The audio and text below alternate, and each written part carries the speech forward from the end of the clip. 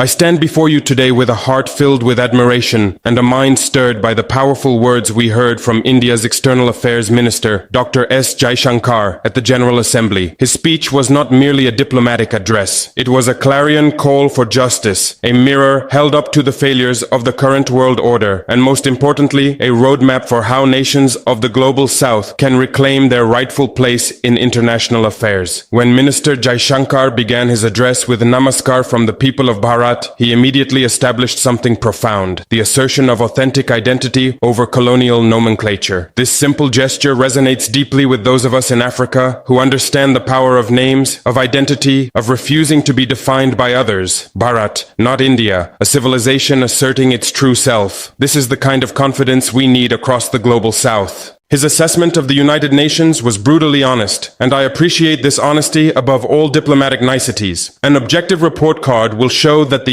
UN is in a state of crisis, he declared. How refreshing to hear a major power acknowledge what we smaller nations have known for decades, that this institution, supposedly created for all humanity, has become a tool for maintaining the dominance of a select few. When he spoke of the two significant conflicts, Ukraine and the Middle East, and noted that innumerable other hotspots don't even make the news, I felt a surge of recognition. How many conflicts have we witnessed in Africa that barely register in international consciousness? How many of our peoples have suffered while the world's attention was focused elsewhere? Jaishankar's words validated our experience of being marginalized in global discourse. But what struck me most powerfully was his courage in addressing terrorism with such directness. When he spoke of India having a neighbor that is an epicenter of global terrorism, he demonstrated the kind of forthright diplomacy that we in Africa desperately need. For too long, we have been expected to speak in euphemisms, to dance around difficult truths for the sake of diplomatic courtesy. Jaishankar showed us that it is possible to be both diplomatic and truthful, to be respectful yet uncompromising on matters of principle. His words about terrorism resonated deeply with those of us confronting similar challenges. Countering terrorism is a particular priority because it synthesizes bigotry, violence, intolerance, and fear. This is precisely what we face in the Sahel, what many African nations confront daily. When he called for relentless pressure on the entire terrorism ecosystem, he articulated what we have long needed to hear from a major power, that terrorism cannot be fought with half measures or political calculations. The minister's critique of the pandemic response was equally compelling. We saw open discrimination in access to vaccines and to travel, he observed. This touched a raw nerve for many of us who witnessed firsthand how Africa was treated during COVID-19, how we were denied equal access to vaccines, how our populations were used as testing grounds for treatments, how travel bans were imposed on us, while similar measures were not applied to Western nations facing comparable outbreaks. When Jaishankar spoke of sanctimonious lectures delivered to resource-restricted nations after they were left to scramble to survive, he captured the essence of neocolonial attitudes that persist in international relations. How many times have we been lectured about governance while being denied the resources to govern effectively? How often have we been criticized for our responses to crises that we did not create, but were forced to manage with inadequate support? His analysis of economic challenges, technology control, supply chain manipulation, connectivity restrictions revealed a sophisticated understanding of modern forms of domination. This is not the crude colonialism of the past, but a subtle, systemic control that is perhaps even more effective. When he noted that each makes a compelling case for more international cooperation, not less, while observing that we are moving in the opposite direction, he highlighted one of the great paradoxes of our time. But what I found most inspiring was not just his critique, but his articulation of an alternative vision. When he spoke of India's three guiding principles, Atmanirbhar, Atmaraksha, and Atmavishwas, he was outlining a philosophy that every nation of the global south should embrace. Self-reliance, Atmanirbhar, is not isolationism, but intelligent interdependence. It means building our own capabilities, nurturing our own talents, and refusing to be perpetually dependent on others for our basic needs. In Africa, we have vast resources, brilliant minds, and rich cultures.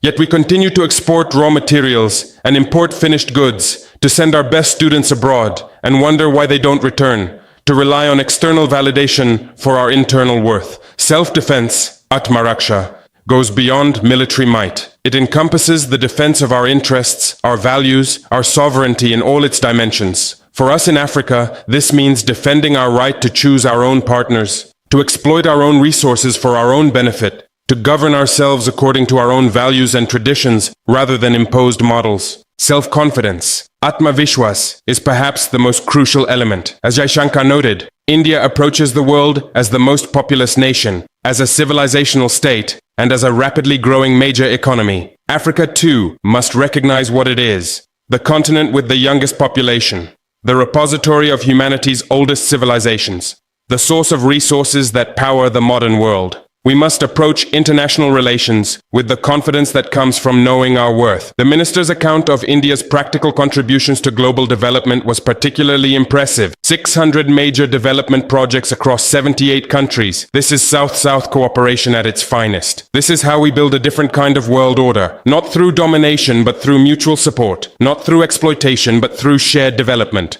When he spoke of India as a first responder during crises, providing finance, food, fertilizer, and fuel to neighbors in need, he was describing the kind of solidarity that should characterize relationships among global South nations. We have too often looked to the North for assistance while ignoring the capabilities and resources available among ourselves. His mention of Indian peacekeepers serving in multiple African nations, Democratic Republic of Congo, Western Sahara, Central African Republic, South Sudan, and Somalia, reminded us that India has been a genuine partner to Africa, contributing to our peace and stability without seeking to dominate or exploit us in return. The minister's call for UN Security Council reform, particularly his emphasis on addressing the historical injustice done to Africa, was music to our ears. For too long, Africa has been treated as an object of international relations rather than a subject. We are the continent most affected by Security Council decisions, yet we have no permanent representation. We are home to over 1 billion people, yet our voices are marginalized in global governance. When Jaishankar declared that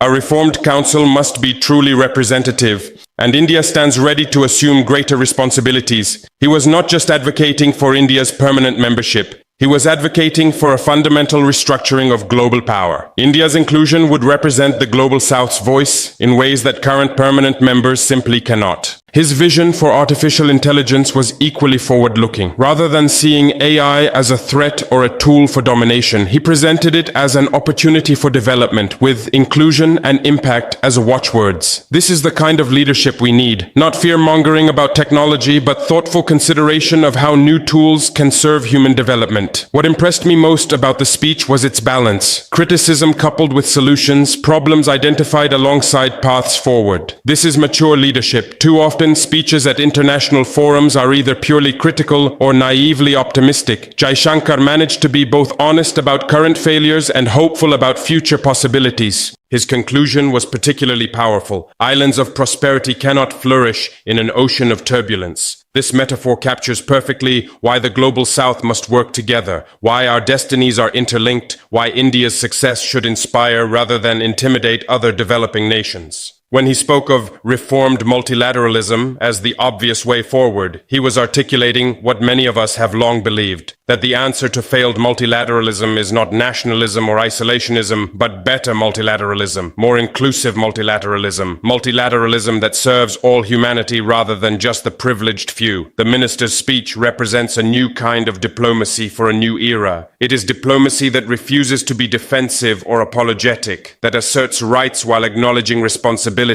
that critiques the present while building the future. This is the kind of diplomatic leadership that the Global South has long needed and rarely received. For those of us in Africa, Jaishankar's speech offers both inspiration and instruction. It shows us that it is possible to be both proud of our heritage and committed to progress, both critical of injustice and constructive in our responses, both nationalist in our confidence and internationalist in our cooperation. The speech also demonstrates the importance of civilizational confidence. When Jaishankar spoke of Bharat as a civilizational state, he was asserting something that we in Africa must also embrace, that our worth is not measured solely by our current economic indicators or military capabilities, but by our deep histories, our rich cultures, our contributions to human civilization. Africa, too, is a civilizational continent. We are the birthplace of humanity, the cradle of philosophy, the source of mathematics, astronomy, medicine, and countless other fields of knowledge. We have contributed to world civilization for millennia, and we continue to contribute today. We must approach international relations with this confidence, this knowledge of our own worth. The minister's emphasis on the Global South was not mere rhetoric. rhetoric. It was recognition of a fundamental shift in world politics. The old categories of First World and Third World are breaking down. What matters now is not whether you are aligned with East or West, but whether you are committed to justice, development, and mutual respect. In this new configuration, India and Africa are natural partners. We share histories of colonialism and struggles for independence. We face similar challenges of development and modernization. We both seek to maintain our sovereignty while engaging constructively with the world. We both understand that our strength lies not in isolation, but in solidarity with like-minded nations. Jaishankar's speech was also notable for what it did not do. It did not engage in the kind of great power competition rhetoric that dominates much international discourse today. It did not position India as seeking to replace one hegemon with another. Instead, it presented India as seeking to create a more equitable, more just, more representative international order, one in which all nations can thrive. This is exactly the kind of leadership that the world needs right now. Not leadership that seeks domination, but leadership that seeks elevation, elevation of oneself and elevation of others. Not leadership that hoards opportunity, but leadership that creates opportunity for all. As I listened to Minister Jaishankar, I was reminded of the great Pan-Africanist leader Kwame Nkrumah's words, "We face neither East nor West, we face forward." This is precisely the spirit that Jaishankar embodied. Not looking backward to old divisions, not being trapped by others' categories,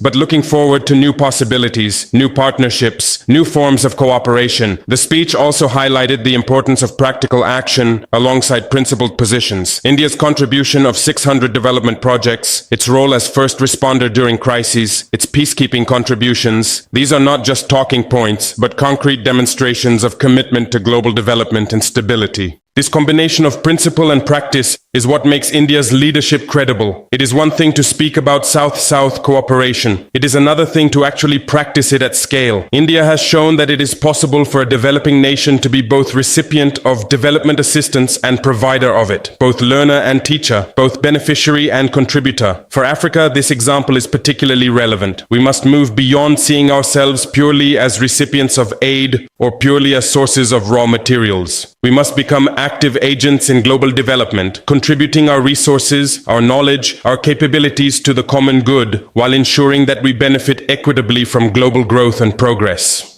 Minister Jaishankar's speech has given us a roadmap for this transformation. It has shown us how to be confident without being arrogant, how to be critical without being destructive, how to be proud of our heritage while being committed to progress. Most importantly, it has shown us that change is possible. The current international order is not permanent, not inevitable, not unchangeable. With vision, with courage, with solidarity among like-minded nations, we can create a more just, more equitable, more representative global system. The 9th decade of the United Nations, as Jaishankar noted, must indeed be one of leadership and hope. But this leadership will not come from the same powers that have dominated previous decades. It will come from nations like India that have the vision to see beyond current limitations, the courage to challenge existing injustices, and the commitment to build something better. Africa must be part of this leadership. We cannot remain passive observers of global transformation. We must be active participants, bringing our own vision, our own courage, our own commitment to the task of building a better world order. In closing, I want to say that Minister Jaishankar's speech was more than a diplomatic address. It was a call to action, an invitation to partnership, a vision of possibility. It showed us that another world is possible, that the current order is not the final word, that nations of the global south can shape their own destiny and contribute to global progress. We must answer this call. We must accept this invitation. We must embrace this vision. The future of our peoples, the future of our continent, the future of global justice depends on our response. Thank you, Minister Jaishankar, for showing us the way forward.